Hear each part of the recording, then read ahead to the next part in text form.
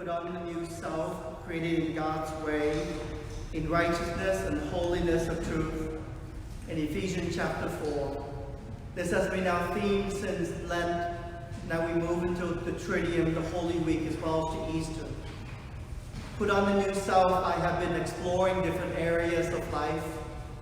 On Palm Sunday, we look at the ideas that we need to put away, ideas of blasphemy, talking bad about God, but to look at our deep beliefs, being who we are. Part of put on the new self is also to take away the ideas, thinking that I am invincible, I am invulnerable, especially during this pandemic that we are entering into. On Holy Thursday, I explore the other areas, how we too are called to put on the new self of holiness and truth. Where we look at the whole idea of what we are called as human beings together. That we are called not to be self-centered, but to be self-giving. And that part of self-giving is what God is inspiring us through today, the death of Jesus Christ. To put away all that can cause us to be so self-centered, as Jesus said last night. There's always part of us that is unclean. Part of the unclean could be the self-centeredness that is in all of us. But the part of the new self also last night, inviting us to look at what is it that is memorial, worth remembering, in our own cultures, in our own traditions of our faith. What is it that we need to let go and reject that could harm the truth of who we are, the truth of our culture, the truth of our traditions? So today we enter into the passions of Jesus Christ and his death. What does it mean then for you and for me to put on the new self? It's maybe to ask this question. Are you a hypocrite? Or are you honorable? Because throughout this day of Good Friday, we see in the Passions reading of John's Gospel, truly explored areas of our human characters that we can be very hypocritical in the way that we look at things. That maybe we are that, what Jesus called it, is someone who is hypocrite, saying one thing but doing another way. And we see it deeper in the context of his own apostles. Judas declared and always say to Jesus, look, I have the purse. I hold the money. You greatly trusted me.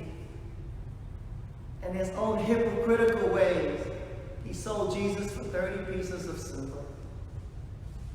Was that honorable things to do? Or is it something that is such a hypocritical thing that he did? And turn to Peter. In that beautiful revelations that God's given to Peter, recognizing that Jesus is the Son of God, you are the Messiah, Jesus. And yet in his own hypocrisy, he denied Jesus 3 different times. What are some of the causes that led both Judas and Peter to deny Jesus and to betray him? I mean, what are some of the factors that you and I become hypocritical in the way that we live, in the way that we hurt other people, that we don't live that honorable mentality, or what we usually call it in our CCS. What is the honor code? Because only when we recognize what is in the honor code that we avoid ourselves from being a hypocrite. Miss Kip, our principal, And I remember Mrs. Moldovan, when she teaches the 8th grade. Characters count as when no one's looking. And that maybe is the honor code that we ought to live our life, to re-examine our characters when no one is looking. Because when everyone is looking, we wear beautiful clothing. We smile beautifully. We talk to people with great kindness, and we pump them up to a point where as if they are everybody. So what is the honor code in your own family? What is the honor code in your own cultures? What is the honor code in our own country here in the United States? And maybe during this pandemic, this honor code is so important for us to re-examine so that we don't become hypocrites. John's Gospel again identified outside of Jesus' circles all the scribes and the Pharisees, the elders. They walk very faithfully. They follow every part of the Jewish tradition. The Passover last night that we just celebrated. And yet, when they turn their lips, when they turn their back around, they walk a different path. So, the invitation for us to put on the new self, created in God's way, in righteousness and holiness and truth. That maybe is our honor code here at Cathedral Chapel. To find what is righteous, to find what is truth. Because in truthfulness, we will find the path towards holiness. I want to explore the whole areas of honor.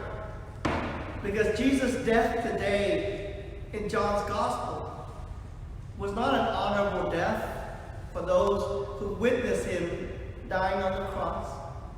But now for us in the 21st century, his death become honorable. As the letter to the Hebrews right here, why Jesus' death becomes so honorable for us as Catholic Christians, or for all Christians who believe in Jesus. It says here, in the days when Christ was in the flesh, he offered prayers and supplication with loud cries and tears to the one who was able to save him from death. And he was heard because of his reverence. So, son though he was, he learned obedience from what he suffered. And when he is made perfect, he became the source of eternal salvation for all who obey him. Reverence. Reverence for God. Even though Jesus is the Son of God, he still showed that great reverence. That is his honor code. And maybe that is the honor code that we need to have on this Good Friday. To give reverence to God. In the way that you live, in the way that I live, in the way that we all live. But to give reverence is not enough. The next part is demanding of Jesus is obedience. And it's so hard for us to use this word obedience in every part of our cultures. Because we have been so exploited to be self-centered and not self-giving. We've been so exploited to be invincible and not to say that I am vulnerable, that I'm weak, that I need help. So this whole area of obedience is what we come to learn to give praise to Jesus Christ today. Obedience to the point of death on the cross. So this honor code is so important for Jesus to us today in the 21st century.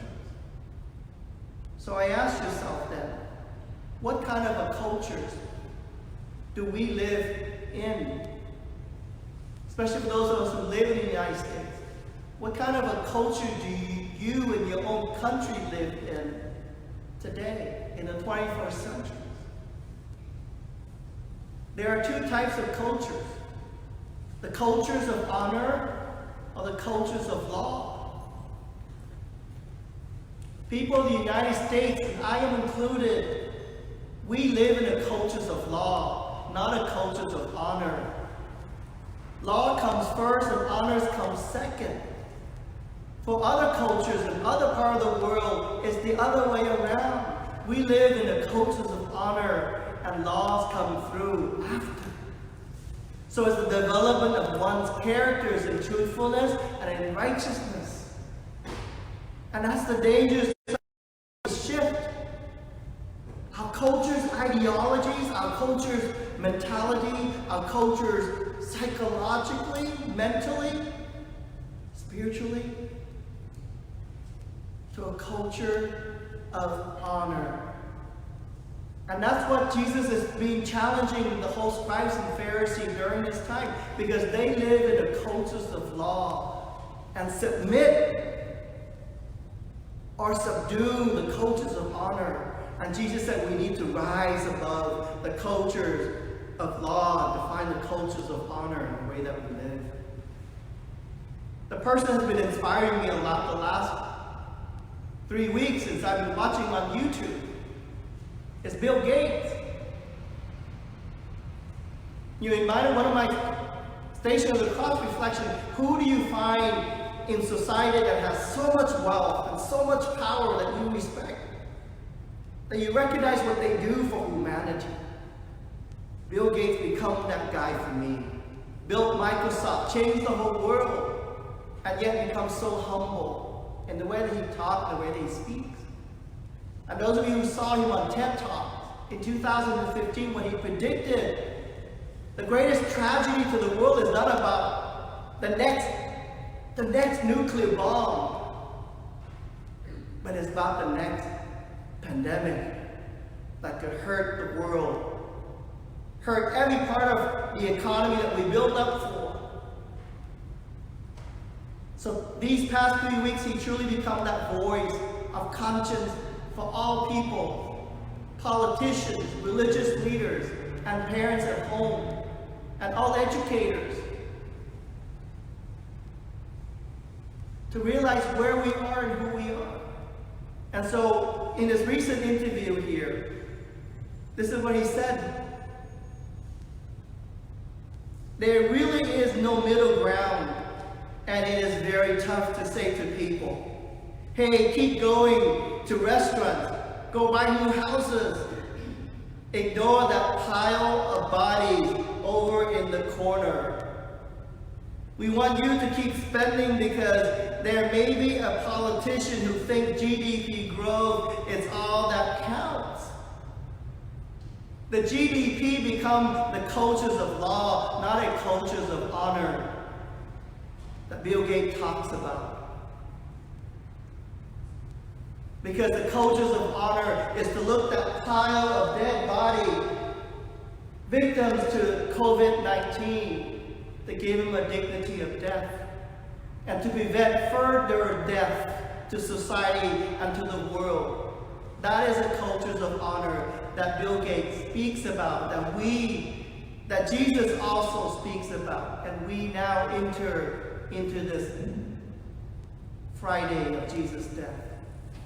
We are called to live and to hold that code of honor in our lives. So let us go forward this day and not to say to Jesus, crucify him, but let us say to Jesus, I am sorry, and I'm truly sorry, for I have not lived according to the code of honor, but to the code of law and hypocrisy. Because I have put, according to Pope Francis said, I have put the economy over humanity.